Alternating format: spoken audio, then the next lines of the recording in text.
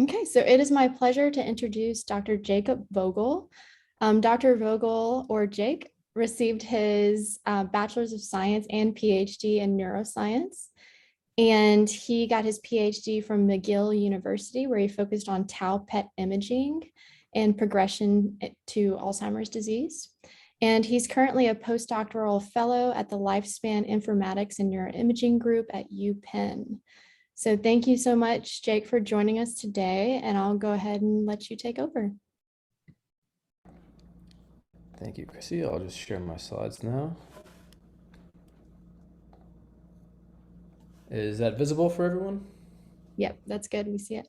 Thanks. Alrighty, great, thank you. Okay, well, so first thing I'd like to say is this Brain Space Initiative is such a great, awesome initiative, and I really applaud everybody here for participating in it and contributing to it. And obviously, I'm very, very grateful to be here as a speaker for it. So thank you for having me. I'd also like to give a special shout out to Dr. Chrissy Knight, our host, for wrangling me and organizing this and putting it all together. This group is obviously in very good hands. So I'm going to talk to you about the contribution of whole brain transcriptomic gradients to the development of brain organization. And as Dr. Knight had told you, most of my work is focused on sort of PET imaging and Alzheimer's disease. But seeing as the group is more focused on the sort of fusion of imaging with other modalities, I decided to talk a little bit about the transcriptomics and imaging work that I do. And so the purpose of this will be less to beat you over the head with the results of my work and more so to just talk about kind of ways of integrating these types of data sets together, or at least giving a couple of examples of doing that. So the sort of outline of the talk, I'll give a very brief introduction. Again, it's not everyone's focus, so I'm not going to beat these ideas to death. I just want to give you a sort of very basic motivation and biological background for kind of the studies I'll be presenting to you. Then I'll talk about this paper that was published last year in Nature Communications, which focus on local transcriptomic gradients in the hippocampus. And again, I guess some of you may have read that just as one of the recommended reading going into this talk. In case you haven't, I'll go through the results, but I will try to focus a little bit more on the methods, specifically the methods that involve, again, fusing imaging data with the transcriptomics data to give you a sense of like how the nuts and bolts are in terms of how that's done. I will then talk about brand new work that is as yet unpublished that sort of expands the ideas of this paper into a sort of whole brain perspective. And again, there will be some sort of fusion with imaging data there as well. And I will try to get to the end. Well, I will get to the end. A couple of examples just highlighting other, I think, very innovative work that's mixing these two data sets, imaging and transcriptomic data together. So that's sort of the overall outline of the talk. So I'll start with this sort of brief introduction. I think the general sort of theme between the two papers I'll be presenting is focusing on the sort of functional topography of the brain. It's a very big topic, obviously, but with these large topics, I like to sort of boil it down to some of the sort of simple things we can start with, because those simple things actually turn out to be more complicated than you think. I think a lot of us will, if we think about how is the brain organized, the first thing we go to is brain regions, because that's often how we learned about the brain, in high school or before that.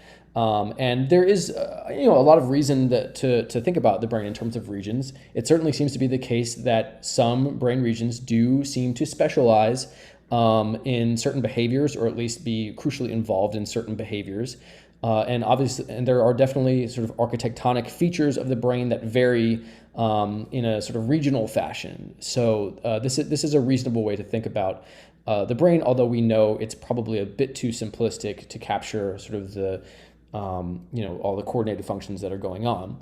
Now, there's also this idea of brain gradients, which is a very different idea, where instead you have features of the brain that aren't necessarily located to specific areas, but rather they vary in a systematic way, linearly or sometimes non-linearly across the cortex or the brain in general. So those might include, for example, the sort of evolutionary gradient of types of cortex moving from sort of allocortex up into more isocortex. This is talked about in this interesting review by Giacchio and colleagues, 2006.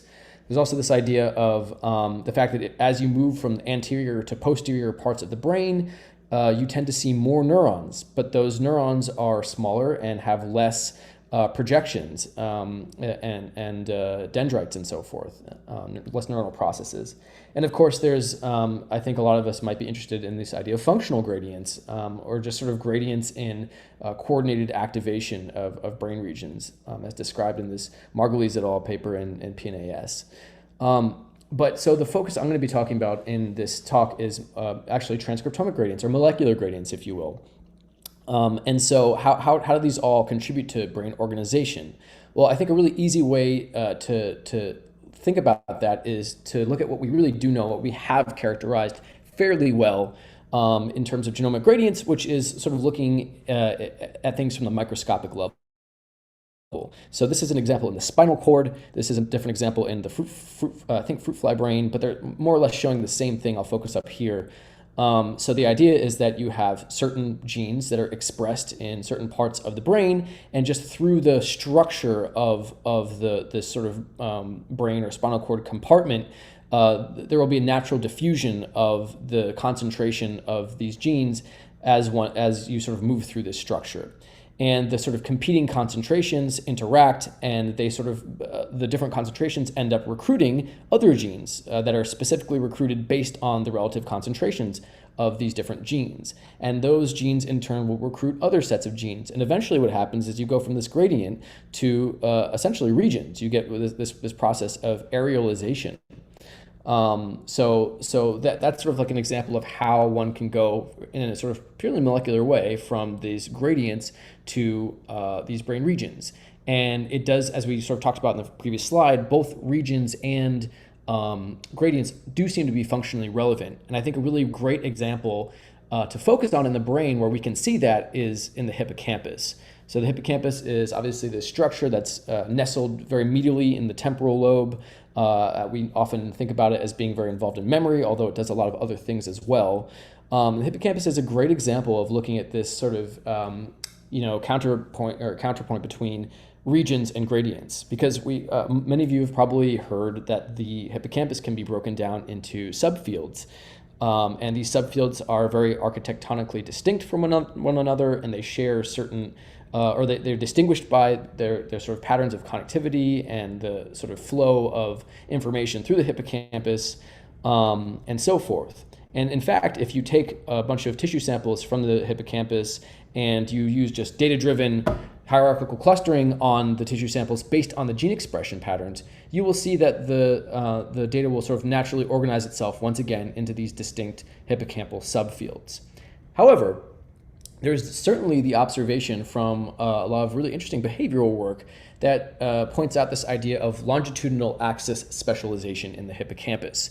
Or in other words, this idea that connectivity patterns and actually also behavioral domain specificity varies along this sort of longitudinal axis, this anterior to posterior axis, at least in humans. And so a really nice, I think, paper that pointed this out was by Reinder Fostervale in PNAS 2018, and Reinder did sort of, again, data-driven sort of breakdown of meta-analytic coactivation or functional connectivity in the hippocampus, and the resulting sort of clusters or networks or what have you, rather than being sort of divided into subfields, instead you see this kind of very strict gradient that goes from the anterior to posterior part of the hippocampus. And this is something that's been replicated by many other groups using these modalities, as well as other functional modalities like FDG-PET or white matter connectivity. Now, in the mouse, you actually do see a similar phenomenon of sort of anterior to posterior behavioral domain specificity and so forth. But in the mouse, the structure of the brain and the hippocampus is a little bit different. So instead of being an anterior to posterior variation, it's more of a sort of dorsal ventral variation. But sure enough, in the mouse, you see the same behavioral domain specificity as outlined by this really nice paper in Nature Neuroscience from 2018, where the posterior parts of the hippocampus are involved in sort of cognitive domains, visual spatial navigation, and so forth, whereas the ventral part of the hippocampus is more involved in social behavior, homeostatic behavior, and so forth. And going along with this behavioral domain specificity, there is a distinct molecular differences between these two parts of the hippocampus, the anterior and posterior part, or dorsoventral in the case of mice, that goes above and beyond that is used to distinguish the hippocampal subfields.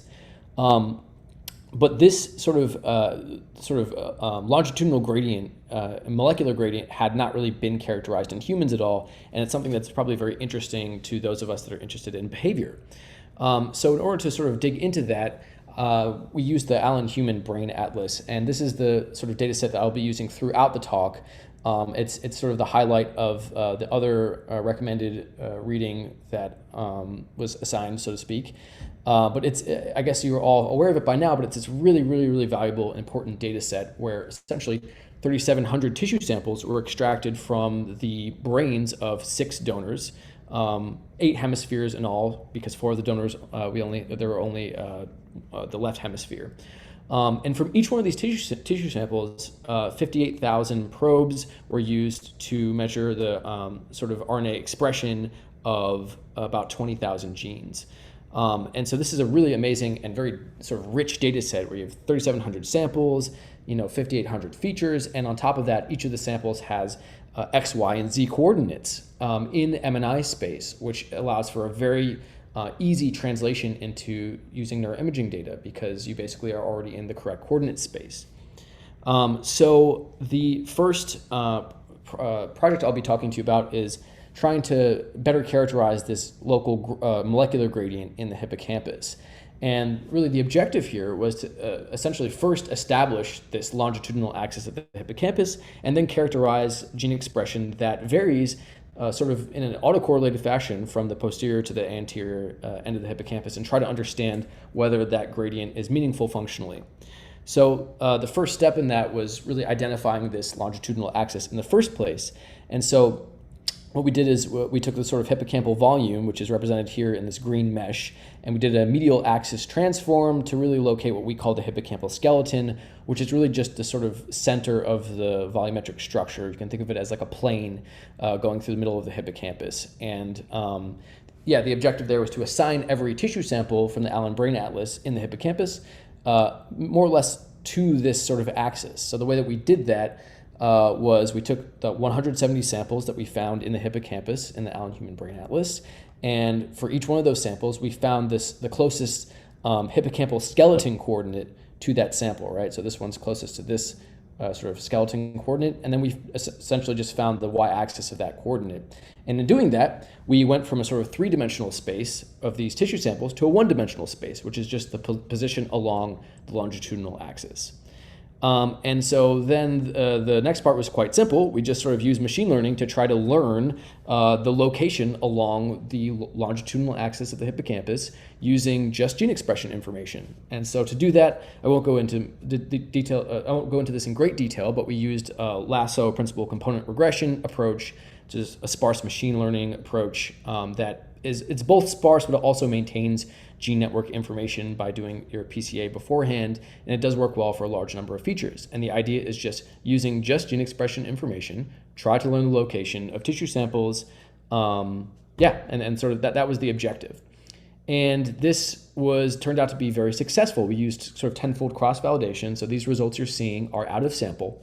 And what we found was that you can pretty much predict the location of a tissue sample with about 2 millimeter error using just gene expression information. That's represented once again down here where you see this sort of hippocampal volume and voxels in red are those who are predicted to be more anterior, voxels in blue more posterior.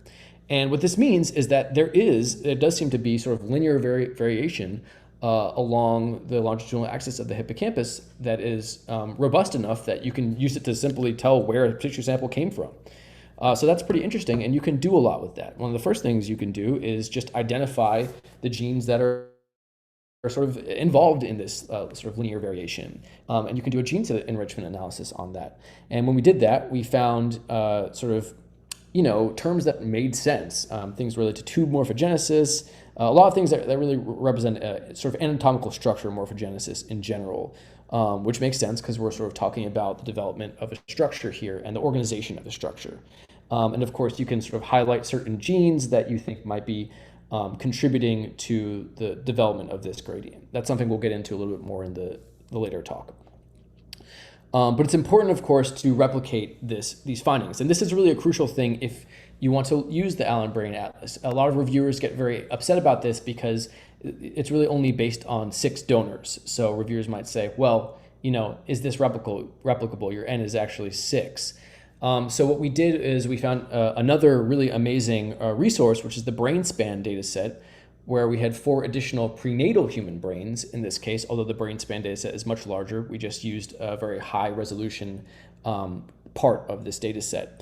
And of course, there were no posterior versus anterior information, but there were there were no coordinates, but there was very, very precise labeling that let us know whether tissue samples were extracted from the posterior or anterior part of the hippocampus of these prenatal human brains. And so we literally apply the model learned in Allen Brain Atlas to the gene data from BrainSpan. And when we did that, we found pretty impressive results. Basically, you could very easily distinguish the anterior from posterior structures using this model learned from the Allen Human Brain Atlas. So not only was that sort of a nice validation of the model that we learned, but interestingly enough, again, these are prenatal human brains, which suggests that the sort of gradient that we're picking up in these adult brains was to some extent already present prenatally, which again goes back to it being really an organizational gradient, which is pretty interesting. Now, so the hippocampus is great, but obviously it's a very connected structure to the rest of the brain and important in many behaviors. So we decided to look at the rest of the tissue samples in the Allen Brain Atlas.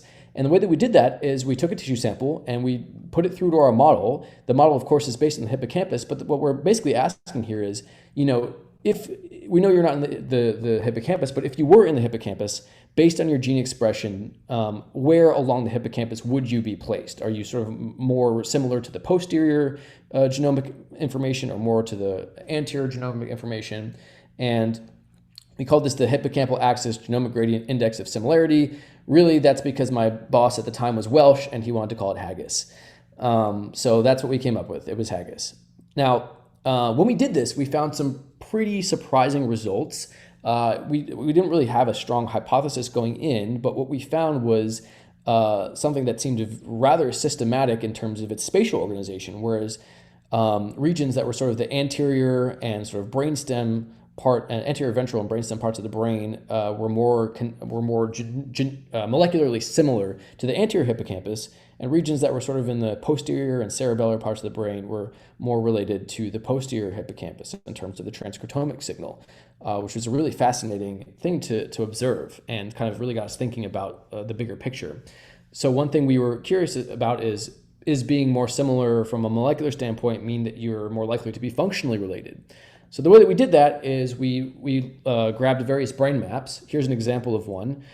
This is resting state functional connectivity to the hippocampus and just the anterior over the posterior. So for example, if a region is in orange, it's more functionally connected to the anterior hippocampus. If it's blue, it's more connected to the posterior hippocampus. So we have this map and we have our haggis map, which has been smoothed here, not in the analysis, just for sort of visual representation. And for each tissue sample in Allen Brain Atlas, we drew a cube around that tissue sample and we extracted the data, the mean data from within that cube. And then once we do that from multiple different, basically all of the tissue samples, you basically have a representation of both haggis and this connectivity signal in every tissue sample. And so when you do that, you can then just look at a correlation between these two pieces of information. And so we did that for this resting state functional connectivity. We saw, a fairly strong correlation there. We saw an even stronger correlation looking at the same idea with structural covariance.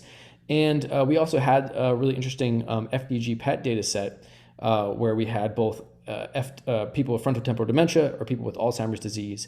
And we found that, so taking all this together, the regions that are more similar to the anterior hippocampus in terms of their transcriptomic signal were more likely to be functionally connected to the anterior hippocampus, structurally covariant with the anterior hippocampus, and more likely to degenerate in frontotemporal dementia as compared to Alzheimer's disease, whereas the reverse pattern was seen with the posterior hippocampus. So The other thing we want to look at is whether there was some sort of cognitive information, whether these sort of like regions that are more posterior-like or anterior-like, whether they participated in different domains. And we did have strong hypotheses here because we know that there are specific behavioral domains that the hippocampus is involved in, and that differs really along this longitudinal axis. So we used the Neurosynth, which is yet another amazing open source tool, which has these meta-analytic topic map pairs, which are basically sort of brain regions that are functionally active together using a meta-analysis when associated with certain terms in the text of those papers, which is a pretty amazing resource. And so what we could do is we have these about 100 maps that are basically maps of coactivation that are associated with certain terms in the text. And each one of those maps looks something like this. And so we can make a mask of those maps and literally just take the average haggis signal of samples within that mask. And when we do that, this is basically a giant summary of the results because this was kind of an involved process. But the takeaway is that regions that were more similar to the anterior hippocampus in terms of the transcriptomic signal were more involved in social cognition and emotion, motivation, memory, semantic knowledge, whereas the posterior regions more connected, more sort of coactive with the posterior hippocampus relate to spatial representation, visual processing, working memory, simulation. And this sort of really confirmed but also extended our hypotheses in this direction. So I think overall, we kind of started with just trying to characterize the genomic information along the posterior to anterior axis of the hippocampus, but we ended up finding something that looked a lot more like a sort of whole brain kind of pattern here, which was very compelling and really led directly to the next study that I'll talk to you about. But really the sort of takeaway here is, yes, there is variation along the anterior posterior axis of the hippocampus that's systematic, and it seems to be somewhat of a microcosm of a sort of general variation pattern in the brain that's kind of anterior to posterior. So let's go back to this idea that we talked about earlier with the idea of gradients sort of leading to arealization. So this is sort of microscopic. We kind of showed that to some extent in the hippocampus, but to a degree we showed that there is an example of molecular gradients in the hippocampus that seem to be there already in sort of prenatal development. But that's a local structure, and it sort of got us wondering whether this is something, especially with that last result I showed you, whether this is something that actually happens globally. And there is some research to support this, theoretical research to support this. A lot of great developmental work is suggestive that there are these sort of large whole brain gradients that happen in the developing brain. I know it's hard to believe that this is a human, but this is sure enough a developing human, and this is the sort of neural tube that eventually gives rise to the brain. This is the sort of telencephalon, which becomes a cerebral cortex. As you move down, these become subcortical areas and midbrain areas, and the spinal cord's down here. And so I sort of fixed these images a little bit to make it more visible, like what the gradients are. And there are descriptions of these sort of anterior posterior gradients that are sort of whole brain and observed in each compartment, gradients that really traverse all the compartments in a sort of rostral caudal way, and also these horizontal gradients that are really more present in the telencephalon. So there is this idea of these large gradients, and the question is, are these things that can be detectable in the adult brain, and what do they mean, and what do they do, how are they involved in general brain organization? So that's sort of this second work that I'm going to be talking to you about, which is a lot newer, and it's still coming together, but I wanted to present it because I think it's interesting. So what we did here is, it was a kind of, in a way, a simple task. All we were trying to do is find gradients of gene expression that vary systematically in space. Really autocorrelation is what we were looking for. We were looking for distinct signals of autocorrelated gene expression that traverse the whole brain, not just the cerebral cortex, which most studies use, but really the whole brain. And the way we decided to do that was actually using cross-decomposition, like PLS, for example, or canonical correlation. You've probably heard of these terms.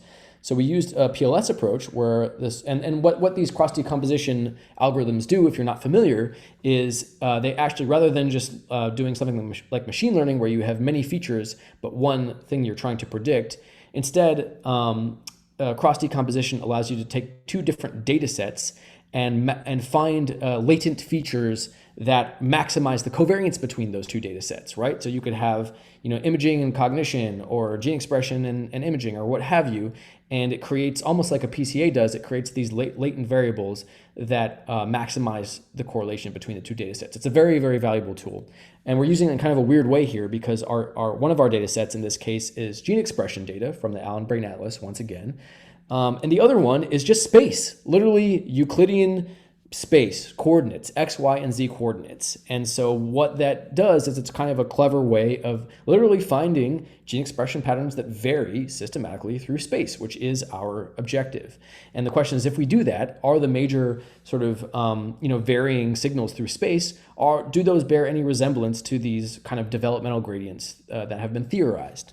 So I'm not going to go through the details of this. I kind of just talked about it. The idea is you have gene expression and space, and then you do the, your PLS or what have you, and then you get sort of both, latent space variables as well as latent molecular variables, which then you can sort of associate with other data sets and so forth. This doesn't make sense. I'll explain this. So, but it's very important, as with any machine learning algorithm or anything that you do, that rather than just fitting your model, you do your proper validation, you take some training data, you optimize that model. In this case, we were optimizing on which estimator to use, whether it's PLS or CCA, as well as how many components to extract, because that's another thing that you can optimize on. And then you validate your model with some data the model has not seen.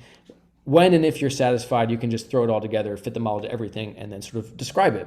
So I won't go through this in great detail, but I will show you the general idea. So in our training set, it is not surprising to find very high correlations, because remember, the algorithm is designed to maximize the covariance between the two data sets, right? So what these are is, you can think of this as a sort of latent gene expression variable, and this is a latent spatial variable. And I'll sort of get into what those look like a little bit later. But then you see that there's a very strong correlation. So there's a great degree of variance that is shared between space and gene expression in this case. Actually, these are remarkably high, higher than you would even expect given this type of algorithm. And yes, we did a lot of null modeling on this, and this is higher than one would expect by chance.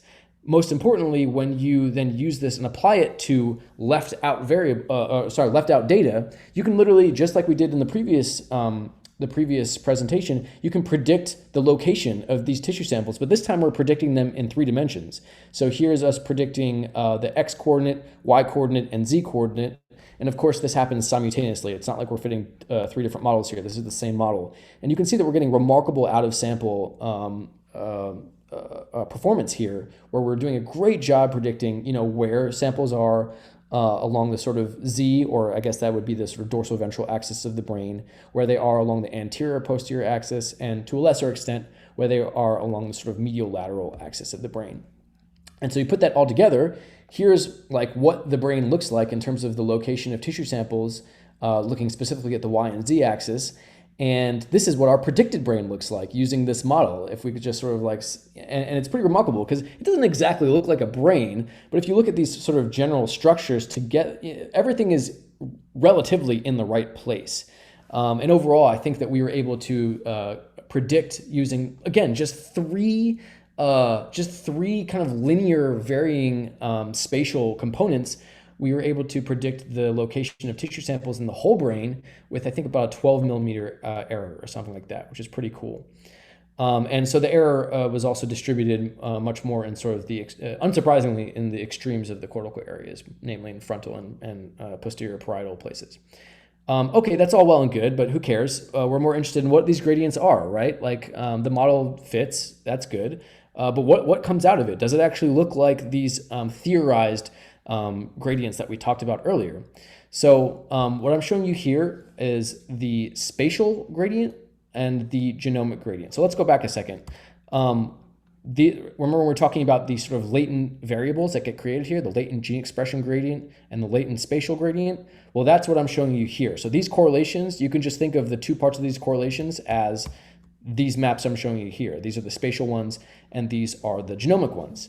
So starting with the spatial ones, I think hopefully you'll agree with me. These look remarkably similar. Like, we remember, this is completely unsupervised, and this is from some paper in 2008.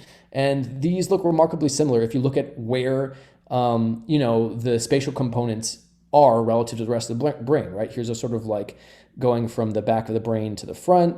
And this one's sort of more anterior, posterior, kind of like this one. And this one, you can see it maybe a little bit better here, but there's a distinct sort of medial to lateral variation going on here. So this really does look like the theorized gradients in many ways. And what this genomic gradients represent here, or components, is gene expression that varies along these axes, right? You could think of these spatial gradients, they're just axes, three-dimensional axes, right?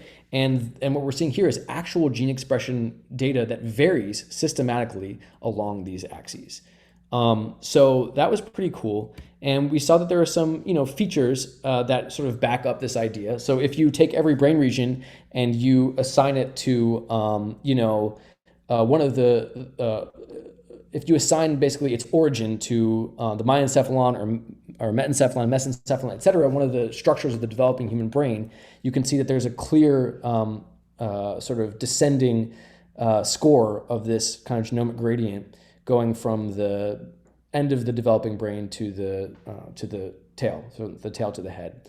And you see something very similar if you assign a tissue sample based on whether it was extracted from the dorsal or ventral plate of the neural tube. Again, you see a very nice differentiation. There's nothing really similar you can do with this horizontal gradient, but we did find a pretty strong correlation between that gradient and the T1 to T2 ratio in the brain, which is sort of a measure of myelination, which is interesting. I'm going to skip this for now. So now we're on to the sort of neuroimaging data fusion. That's sort of what we care about in this talk series. So I'm going to take a minute to focus on this part. So remember, these are whole brain gradients, right? They involve cerebellar tissue samples. They involve brainstem, midbrain, subcortex, cortex. We use the whole brain atlas.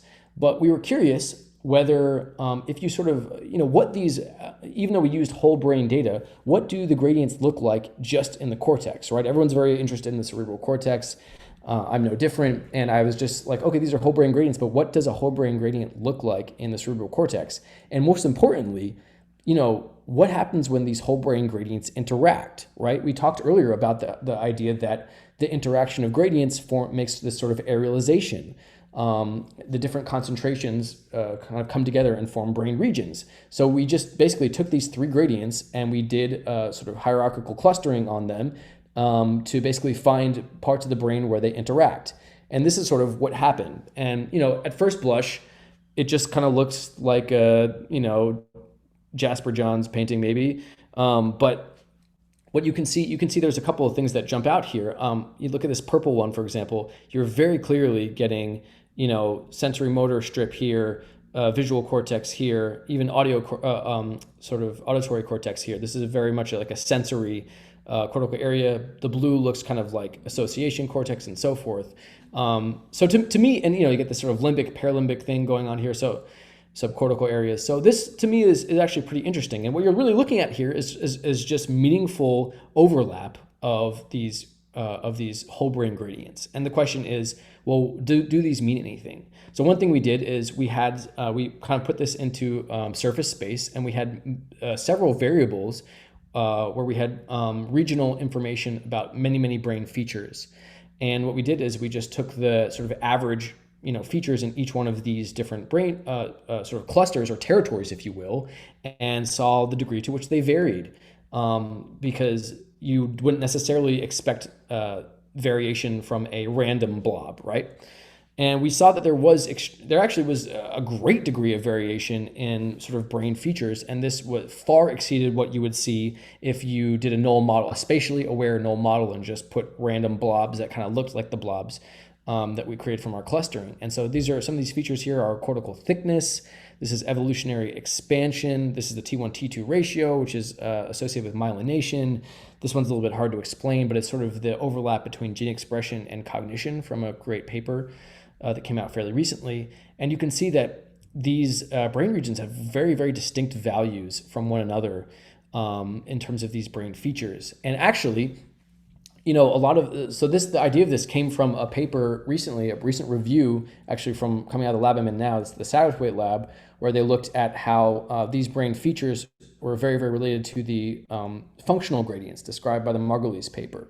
And so we took these sort of Margulies top three functional gradients, and we took our three sort of transcriptomic whole brain gradients, and we basically tried to use them to predict 10 or 11 different brain features.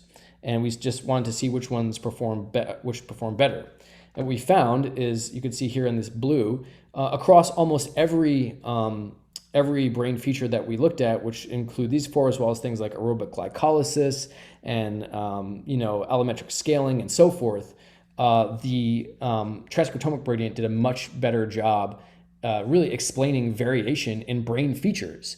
And sometimes it was even significantly better. The only difference was the neurosynth PCA, which isn't surprising because that's purely basically fMRI data. So what this is basically saying to me is that brain features themselves are distinguished better by these sort of kind of interacting transcriptomic gradients than they are explained by just functional MRI information. We also did a similar neurosynth-based approach as we did in the first paper, and we did it sort of for each one of these sort of territories that we pulled out. And obviously there's a lot of information here. I kind of summarize it a little bit here on this next slide, but I think the sort of takeaway from this is that, these are these territories that represent overlap of these whole brain gradients that are very distinct from one another. And these overlapping gradients create these territories that not only have kind of distinct morphometric and morphological features, but they also participate in very different cognitive domains. And so they're sort of like, they have different relationships with phylogenetic conservation and expansion. And so it's not clear whether the cognitive and sort of morphological features are related, but I think it's just very interesting that the interaction of whole brain gradients does create these distinct territories. It's certainly not your, Desiccant brain atlas or anything like that, but it's still I think very functionally meaningful, which is very interesting. I'm going to try to scoot through the rest of this. We did a method of basically validating these gene expression gradients in other data sets, which is basically like you predict the Allen brain atlas sample using this model, and then you predict another sample, and you basically look at the correlation between the discovery and the replication set. And really what you're really doing here is you're testing whether the data sets are the same. But in doing so, you're also basically trying to predict the consistency of the sort of these molecular gradients that we've defined in other data sets. And so one of the places where we did this was, again, the BrainSpan data set, which is a really great data set that involves both prenatal and postnatal brains from, I think, post-conception week 8 all the way to age 40. There are, I think, around 40 brains, and there are about 16-ish brain regions that have been extracted, and you have full gene expression information. So you can basically fit the model in Allen Brain Atlas, and you can sort of see how well it replicates in these other data sets. And we got a remarkably good validation in these other data sets. In all these, the Allen brain prediction is on the x-axis, the brain span's on the y-axis. This is the first, second, and third component.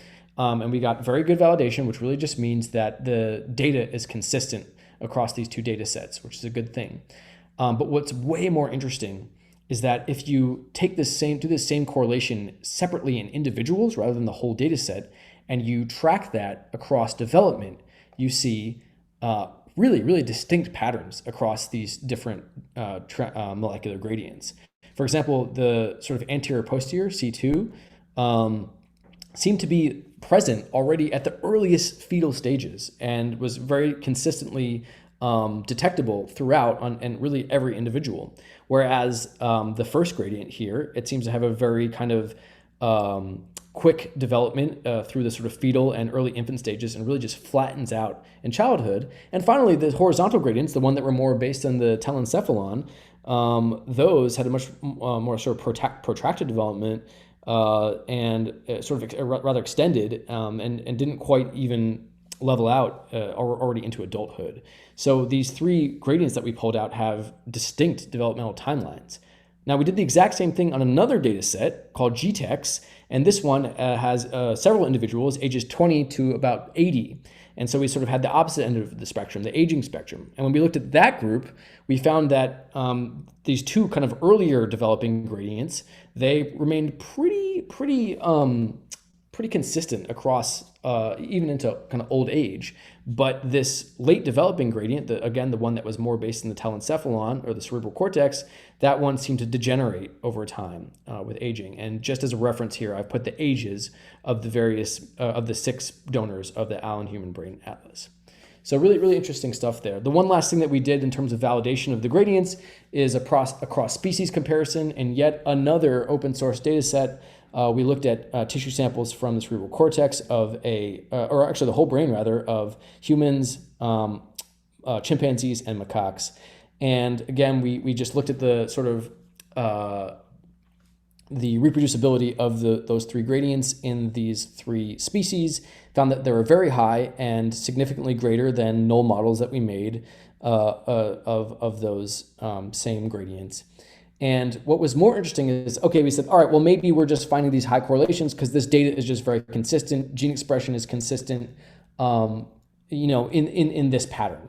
That's really interesting. But is this pattern special? If we just took any biological pattern and we replicated it in these other animals, would we still see really high correlation? So instead what we did is we actually took the top 100 principal components of the Allen Human Brain Atlas, which do capture meaningful biological variation.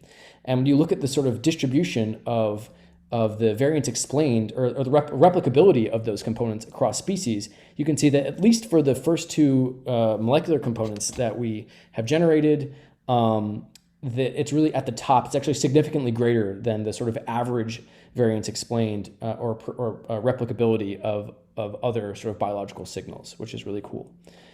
Okay, I'm going to rush through this. We also did an EQTL analysis. I won't go into the details. It's a pretty cool analysis. You basically find genes that are both involved in one of your gradients and are also genome-wide significantly related to a trait. So that's basically saying, genes in this component are associated with a trait, which is a really cool analysis to do. And the kind of takeaway here is that we found mood disorders to be very heavily enriched in this analysis, particularly in component 1. And you can see other kind of brain-related relationships in component 1, education, cognition, intelligence, and brain size, and so forth. But obviously, there's also a lot of pleiotropy as well, things that aren't really brain-related, which is pretty interesting. So this is a summary of everything I just told you. Probably you don't need me to go through it because you just watched it.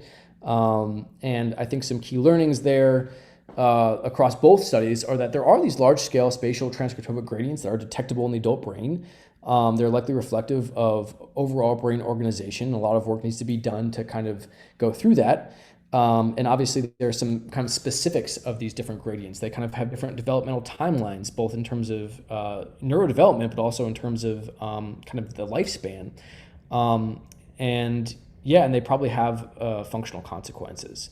So rather than kind of like continue to talk to you about that, it's very interesting, and I'm very happy to answer questions about it. But seeing as the spirit of this is all about fusion of neuroimaging and transcriptomic data, rather than just talking to you about my work, I want to quickly highlight some other work that I think are very clever and appropriate ways of using this data. But I want to start by talking about what I see the most, which I think is kind of limited in what you can learn from it, but that doesn't stop people from doing it. And that's basically, I do some association with neuroimaging data. I end up with, a blob. I make a mask of that blob, and I kind of look at the tissue samples of the Allen Brain Atlas, and I end up with a gene list. Everyone does it. I did it. I just showed you like 2 analyses where I did this. And that's great. And there's all sorts of really cool things you can do with this gene list, right? In the beginning, you could do these gene ontology analysis, and you could come up with terms across different studies, and to see if there are certain facets of biology that are enriched in the genes that you've pulled out that are sort of related to your blob. And then you can say, wow, my blob is really related to, the extracellular matrix. And to me, that's like, I don't know. I don't know what kind of insight you can really get out of that, although it's a very popular thing to do. And I understand you get a lot of kind of, you're really breaking into the molecular information here, which we don't get to do a lot with neuroimaging data. And admittedly, this has gotten much more sophisticated recently. Now you can also do things like cell type enrichment, disease enrichment, this EQTL analysis like we did, differential expression in other kind of data sets with different diagnoses and so forth. And it's true, you can do a lot with the gene list, and you might be able to learn something. But I think the insights are somewhat limited because at the end of the day, there are only so many blobs, right? There's only so many sources of variance, of whole brain variance. In the brain, there's probably like 20 of them, and you're probably just picking up on, vestiges of one or another or a few of them. And this gets very repetitive, and it's hard to understand what you really learn from saying there's a slight enrichment of, I don't know, excitatory neurons in this thing. I mean, there's cool stuff you can do with it, but I just wanted to highlight a couple studies that I think use the Allen Brain Atlas to a better effect, in my humble opinion, just to generate some ideas. And I think the best way to do this is to have a really specific hypothesis, which I did for the first study, but I really didn't as much with the second study. But I think it's a good practice to do. And I think this is one of my favorite papers. I really recommend everybody read it because it's just very clever and well put together by Kevin Anderson, 2020. Basically, he's interested in these different types of interneurons, somatostatin and parvalbumin based. He found that across the brain of both humans and monkeys, there's an anti-correlation of somatostatin and parvalbumin expression that really exceeds that of like any other gene combination. So there's this very distinct thing going on here. And he showed that the sort of somatostatin parvalbumin sort of relative expression is very highly correlated with resting state functional amplitude. So which is really exactly what he hypothesized in his paper. And just showing that this sort of like, cell type specific, interneuron specific signal that he pulled out was very strongly related to a functional phenotype that we can measure using neuroimaging data. And he went on to do some pretty impressive stuff showing that the portion of polygenic risk of schizophrenia that's represented by this differences in resting state functional amplitude, very much of it can be attributed to just differences in, to parvalbumin expression. So that's a nice link of parvalbumin to schizophrenia, which I think is a really, really inventive idea. Another thing I just love, I'm very interested in neurodegenerative diseases. I do a lot of spreading models. This is a really cool paper by Yingchu Zhang from 2019 in PLOS Biology, where they do basically a diffusion spreading model where they're trying to simulate the spread of Lewy body disease, I believe, in the brain. And when they do that, they sort of have terms for production and clearance, and they end up sort of adding actual regional gene expression information for genes that are known to be related to Parkinson's, that are supposed to be related to clearance and production of alpha-synuclein, which is this sort of pathology. And when they add this information to the model, the model actually performs way better than if they don't add that sort of regional sort of genomic information into the model. And again, they used just the Allen Human Brain Atlas dataset to do that. And this was actually repeated in mice later on by another group that got published in Nature Neuroscience. And the last kind of highlight I want to point out is validating target engagement. There's this paper that came out in Nature Medicine where they're talking about this PET tracer that's supposed to be measuring inflammation. So they show a correlation between the PET retention and the CSF measure of TREM2, which is supposed to be a gene associated with inflammation. And they also do a fairly weak but present correlation between the expression of TREM2 in the brain and this sort of PET signal. And so they're really kind of saying, yeah, the regions that we see this PET binding, they kind of is related to where we expect these genes to be expressed.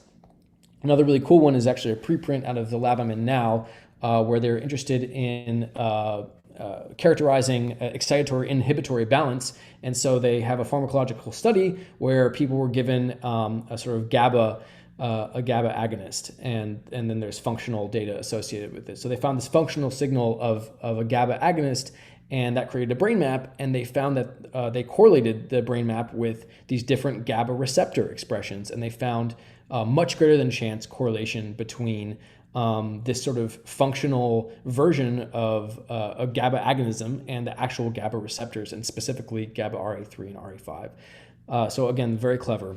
And the last thing I'll tell you, I know I'm running very short on time at this point, so I'll end now, but I just wanted to say, if you're interested in using Allen Brain Atlas data, I really highly recommend using the Abogen toolbox.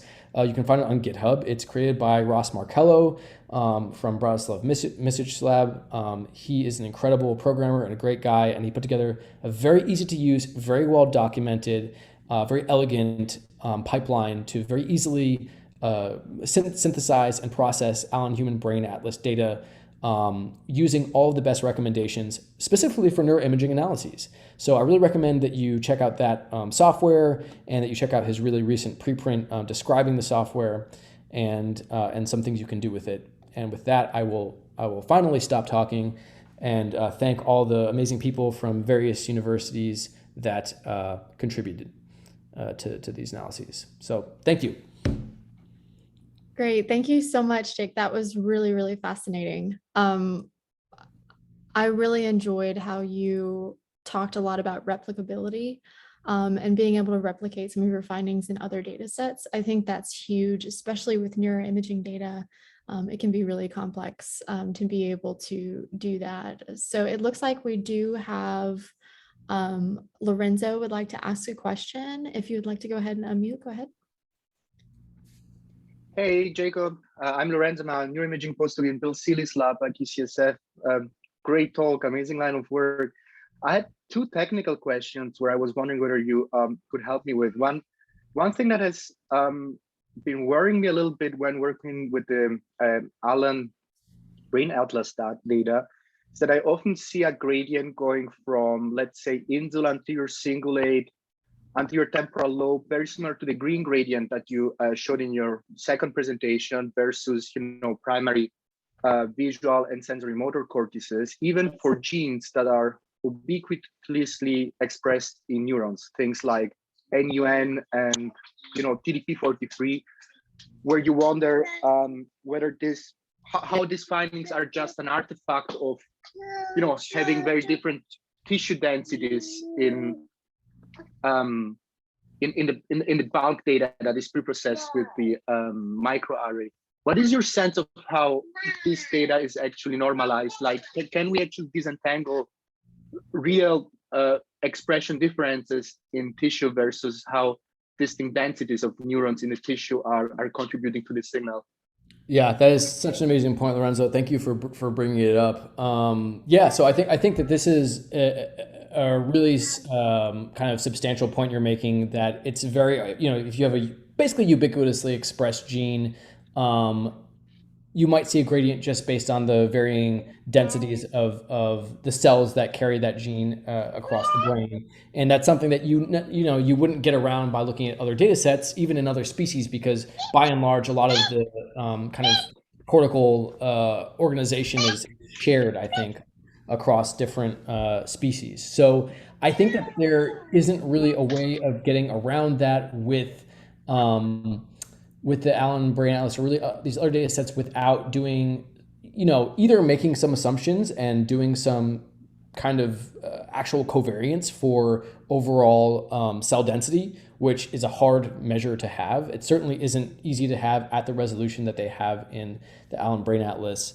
Or just literally I think that's probably the only legitimate way to do it. And I think you have a good point that we don't really know to what extent that any of these findings are, sorry, I went too far, are not driven by something along the lines of what you're stating. And I think in a way, it's a bit deflating to think about it in that way, but I think it's something that needs to be considered, which is, is this really a molecular gradient, or is it actually just a cell density gradient? And we do know that there is an anterior-posterior cell density gradient in the brain generally. So, I think the best thing you could say is that because there's so many other genes that covary in that same pattern, you might be picking up on something that's distinct from that, unless those are also purely generated by the same phenomenon, which is just varying kind of cell densities. But the other thing is that if it were just about the cell densities, you would still be picking up on more than that. Would mean that the ubiquitous genes wouldn't be contributing as much as genes that are really actually represented in true gradients across the brain, or represented specifically in certain cell types, because they would still be carrying more of the variants than ones that are kind of loosely correlated with the sort of anterior posterior expression. So I think it's a very, very valid point, and maybe one that needs to be said given what I've just presented, because it was mostly all like bells and whistles when there are some cold realities. So thanks for bringing it up. But yeah, I guess I'm kind of in the same boat as you, as acknowledging the limitations, but I guess maybe feeling somewhat more optimistic about them. Yeah, no, I was just worried whether I was missing some normalization step that has been performed. But I'm happy to hear that it's, you know, it's something that a lot of people seem to see in the data. The second question which I had was really, you know, your hippocampus project is so beautiful. I was wondering how difficult is it to technically apply this method to other regions, like for example to the insula, where you might have not only a longitudinal change but also a dorsal to ventral gradient. Is it technically very demanding? It's not. And so that paper, we have all of, like, literally every single piece of code used to do the analysis. All of the analyses and like everything is online on GitHub, and there's a link in the paper. It's not technically demanding at all. And I think that what this paper shows is you can really go into you can look at axes one at a time, or you can look at axes all at once. You can actually make 3D models as well. And I will be also sharing all of the code for this paper when we drop the preprint, which will hopefully be in a month or two. And I recommend using these analyses, and it's not hard to, like, those are usually kind of the first parts of the results. The one thing I wanted to quickly say about the first thing you mentioned is, you know, these brain regions are not just showing these kind of molecular gradients. They're also, you know, we know that there's in frontotemporal dementia, like those are regions that tend to be atrophying more. And we also know that there are specific kind of social, emotional, cognitive processes that happen there too. So I don't think that's driven purely by cell density, right? I mean, maybe it is, but I don't think so. And so I think that's another kind of thing that we can rest on, is like, there is a spatial relationship here that goes beyond just cell density that we see across many modalities and many examples. So yeah. I think we have time for one more question by Nora. Would you like to go ahead? Oh, thank you. Yeah, really great talk. I want to follow up on, I agree with you. This, you know, it cannot be just, you know, the amount of layer 4 to layer 5 cells versus layer, you know, the pyramids in layer 2 and 3 versus 5. So I think there's more information, and I was really fascinated by the fact that you find prenatal brain predicting some activities or some functions and gradients in the human brain, adult human brain. So I have a question for you in terms of, you know, all these data sets you have it available to everybody now. You know, I'm interested in the cerebellum, and I saw that you have, I was really impressed by having the cerebellum in there, and I said, what has to do with cerebellum with the cortex, hippocampus? They are totally different evolutionary structures. So I wanted to see if some of your data is, you know, is available to compare with other data, with our own data when we have it. Yeah, definitely. So I'll say two things to that point. The first is I kind of didn't talk about this one finding, but so this is where we're kind of looking at these molecular gradients, right? The three of them. And we sort of broke every tissue sample down between, based on its sort of cortical type, so to speak. So whether it was sensory cortex, association cortex, cerebellar cortex, or just not any type of cortex, right? Then if you're sort of like subcortical or midbrain or something, I know it's quite small here. And if you look across these three gradients, you see really different kind of profiles, kind of cortical profiles of the three. And one that kind of jumps all over the place is the cerebellum. So you sort of have, in this first component, it's sort of very similar to subcortex and midbrain and your medulla and so forth. However, in the second component, it's much more similar to the rest of the cerebral cortex, right? You can kind of see it represented here, where this is like a general cortex versus not cortex, irrespective of what type of cortex we're talking about.